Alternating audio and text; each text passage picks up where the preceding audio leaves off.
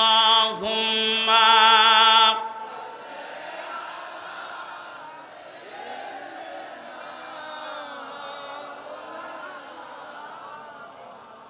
ওয়ালা আলি সাইয়্যিদিনা।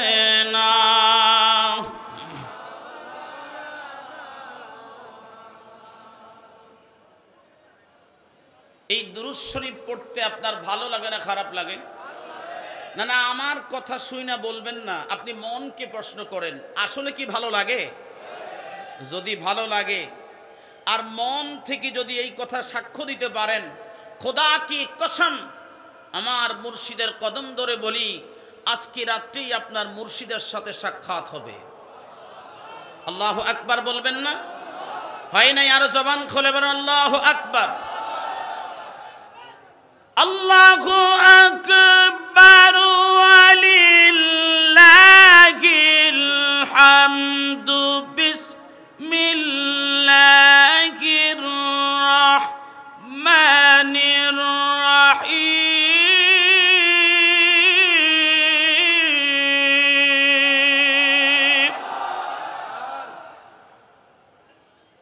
মিল্লাতা আবিকুম ইব্রাহিম হুয়া সাম্মাকুমুল মুসলিমিন।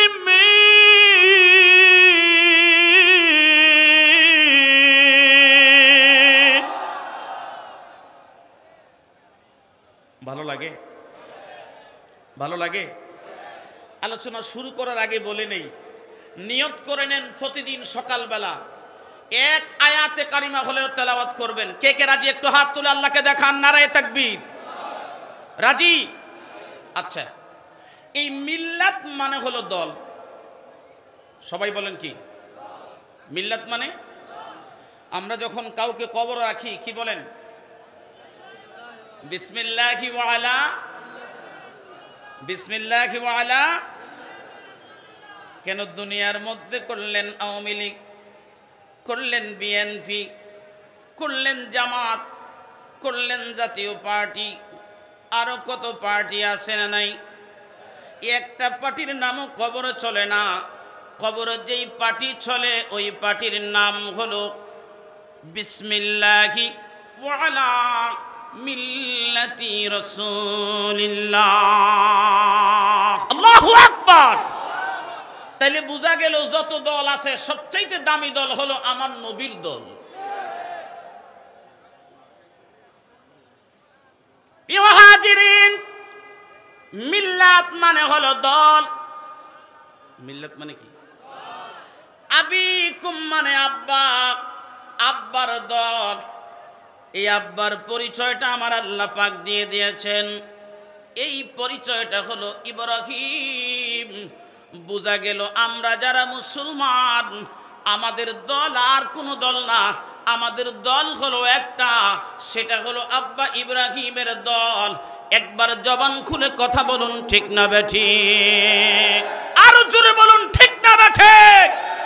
ওই দলের মধ্যে আব্বার দলে আসেন কারা কারা? একটু হাত তুলে আল্লাহকে দেখাও। নারায়ে তাকবীর। আলোচনা মাত্র শুরু করতেছি। এ মুসলমান, আমাদের দেশে যারা ওই মিল্লাতের মধ্যে আছে দেখবেন এদের কাছে লাঠি নাই,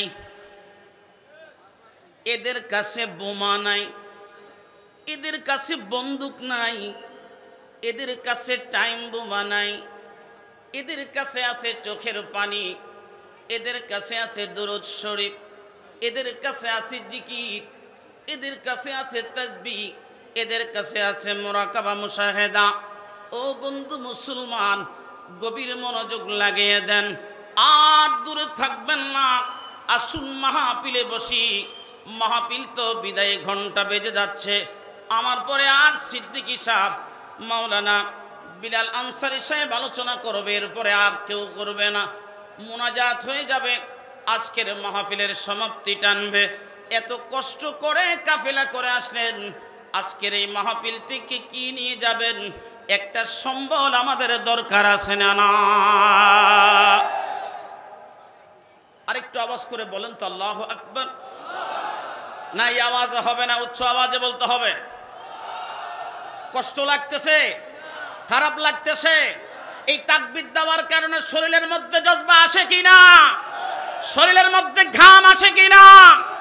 এই জজবা যখন আসবে প্রত্যেকটা লতিফা দিয়ে আল্লাহর ইসমে জাতের জিকির জারি হয়ে যাবে।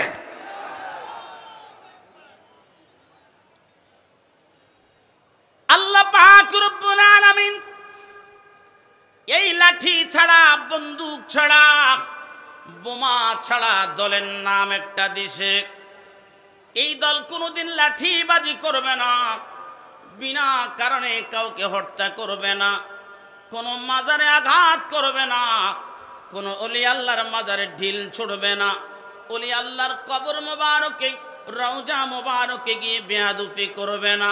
কারণ তারা জানে রে ওলি আল্লাহর ইসলাম হলো মদিনার ইসলাম। বন্ধু গভীর মনোযোগ লাগান।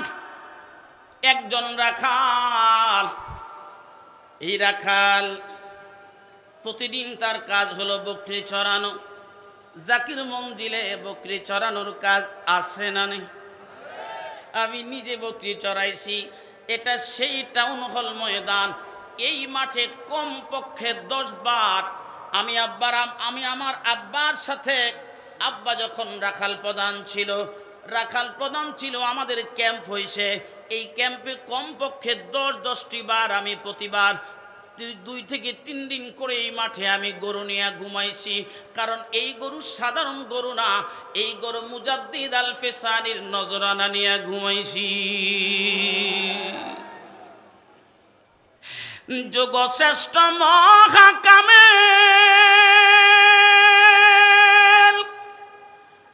আমার বাবা মাওলানা,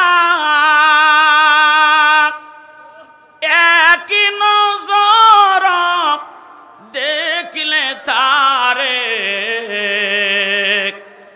এরে পাপীর গুনাহ থাকে না। কথা বলুন ঠিক না বেঠিক? শাহী তখত দেন ছেড়ে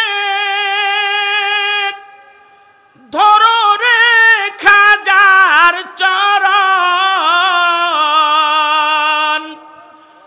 ওই পদে সার হইলে মিলবে মাওলার দর্শন। আল্লাহ ও ইয়া রাহমান,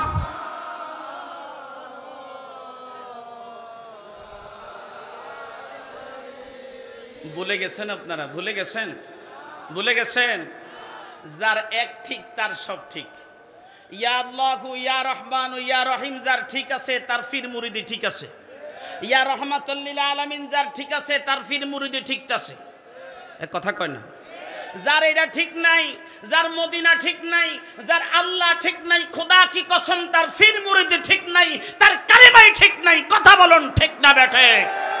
সে কখনো জাতীয় পার্টি, কখনো জামাত, কখনো বিএনপি, কখনো আওয়ামী লীগ, কখনো সাগরে, কখনো নদীতে, কখনো নর্দমায়, যখন যেখানে মন চায় সেখানেই ডুব দিচ্ছে। খোদা কি কসম যারা ফির মুরিদি করে যেখানে সেখানে ডুব দেয় না, একমাত্র নবীর কদম মোবারকে ডুব দেয়।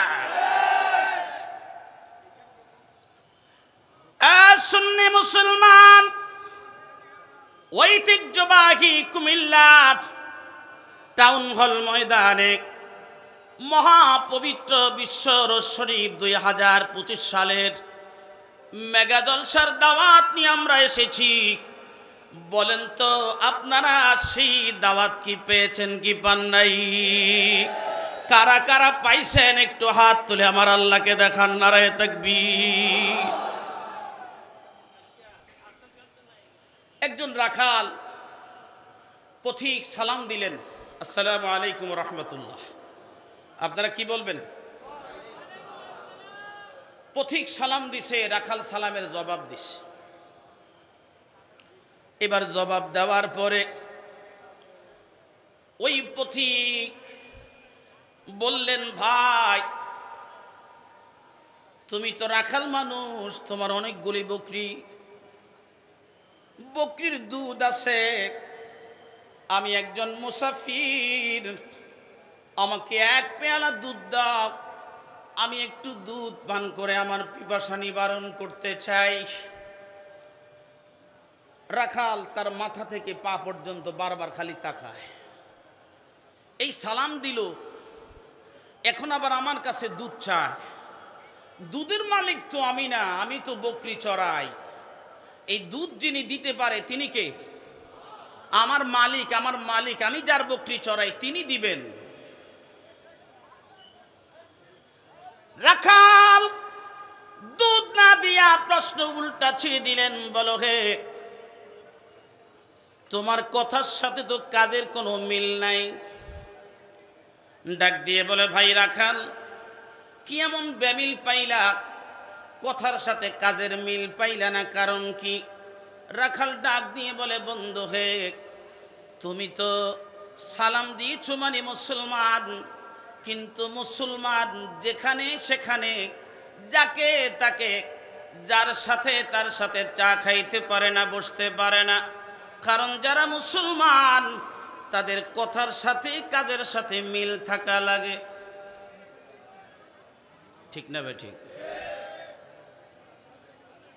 যখন যেই দল খুশি ওই দলের সাথে তাল মিলাতে পারে না, যেই দল খুশি ওই দলের সাথে যায় হাত মিলাতে পারে না। সকালে এক রকম কথা, দুপুরে আরেক রকম কথা বলতে পারে না। বন্ধু মুসলমান, একবার জবান খুলে বলা যাবে কি আল্লাহু আকবার? ইয়া আইয়ুহাল্লাযীনা আমানু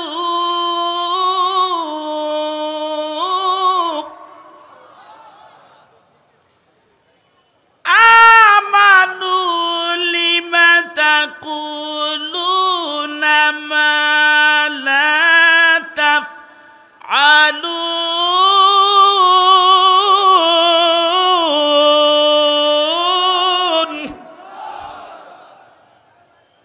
যারা ইমানদার, ইমান যারা গ্রহণ করছে, আমার আল্লাহ পাক বলেন এরা চাওয়ার ব্যাপারে সতর্ক থাকবে।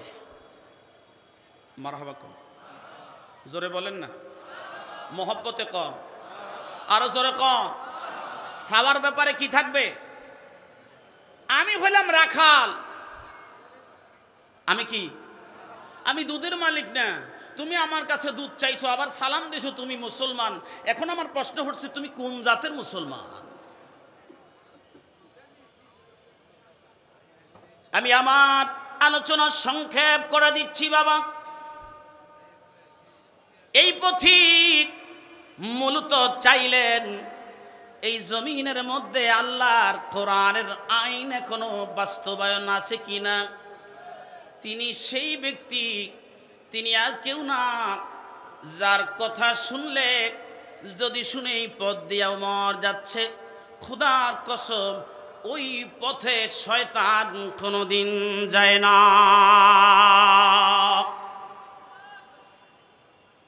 সুন্নি মুসলমানিরা, এমন একটা পথের দাওয়াত নিয়ে কুমিল্লাতে আমরা আসছি বাবা। এটা সাধারণ কোনো রাস্তা নয়। এটা কেমন রাস্তা আমি আপনাকে বলে দেই। বহু মানুষ আবার হুজুর কেবলা জানকে কেউ জাদুকর বলছে, আবার কেউ হুজুর কেবলা জানকে বলছে কুফুরি করে, আবার কেউ বলছে জাকির মঞ্জিলের টয়লেটের মধ্যে নাকি কোরআন শরীফ আছে, কেউ বলছে হুজুর জিন দিয়া কাজ করে।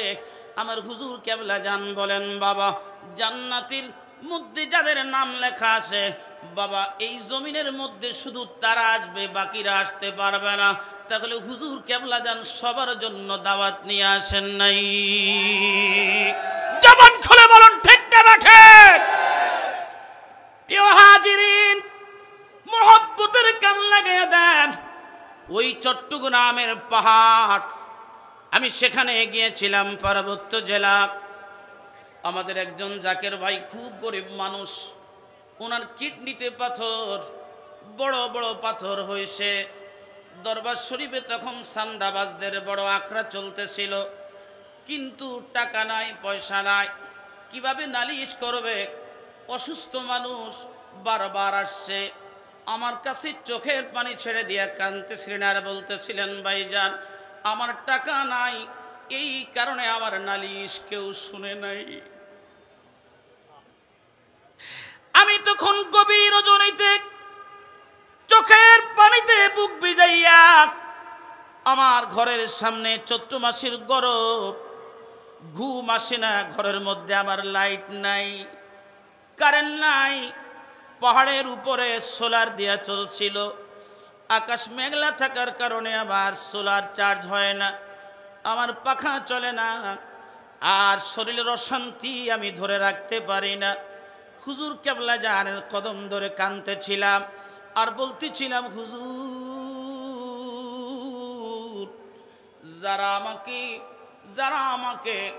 যারা আমাকে আজকে নালিশ শোনে না, আমি তো তাদের মুরিদ না, আমি তো আপনার মুরিদ। এই কথাগুলি বলতেছিল আর কাঁদতেছিল। আমার মুর্শিদ এমন একজন মুর্শিদের, যিনি বলতেছেন, বাবা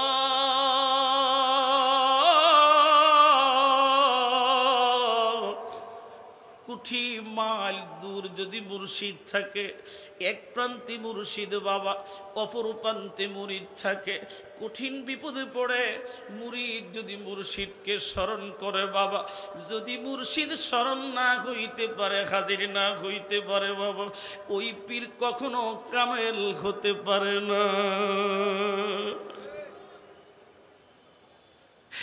ওই জাকির ভাই চোখের পানিতে বুক ভিজাইয়া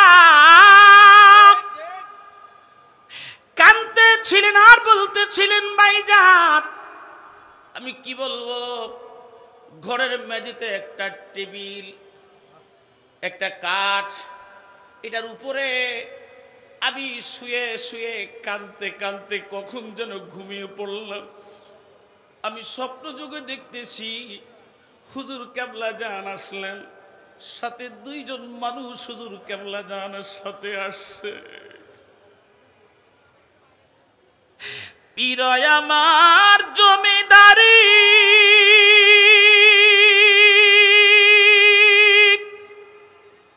পীর আমার বাহাদুরি, এ পীরেরই চরণ ধরে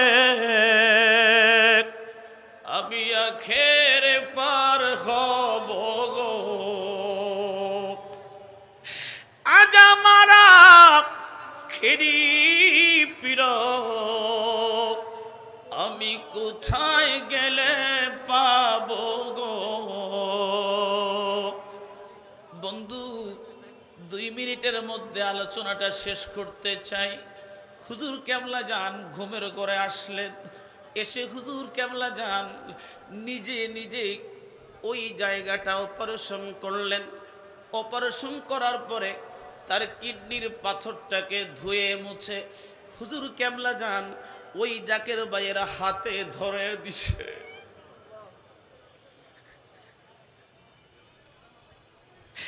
পাথরটাকে হাতে ধরাইয়া ঘুমের মধ্যে ওই জাকির ভাই মুখটা মিলাইয়া হুজুর কেবলা জান রেখে দিছে। হুজুর কেবলা জান যাওয়ার সময় বললেন, বাবা বাবা গো, আগামী 1 সপ্তাহ যদি সম্ভব হয় 7 দিনে 7টা ডাব খাবেন বাবা। আপনার অপারেশন হয়ে গেছে, কারো কাছে আপনার নালিশের জন্য যাওয়া লাগবে না বাবা। আপনার অপারেশন হয়ে গেছে, নালিশের জন্য কারো কাছে যাওয়া লাগবে না বাবা। যদি পারেন 7 দিনে 7টা ডাব খাবেন। যদি বাবা সামর্থ্য না হয় কমপক্ষে 3টা ডাব আপনি 3 দিন খাবেন বাবা। আমি দরবার শরীফে আসি, যখন আপনি সুস্থ হবেন বাবা, জাকির মঞ্জিলে আইসা জিয়ারত করে যাবেন। ও জাকির ভাইরা, একবার জবান খুলে বলেন তো, আমার মুর্শিদ খাজা ফরিদপুরি আছে না না?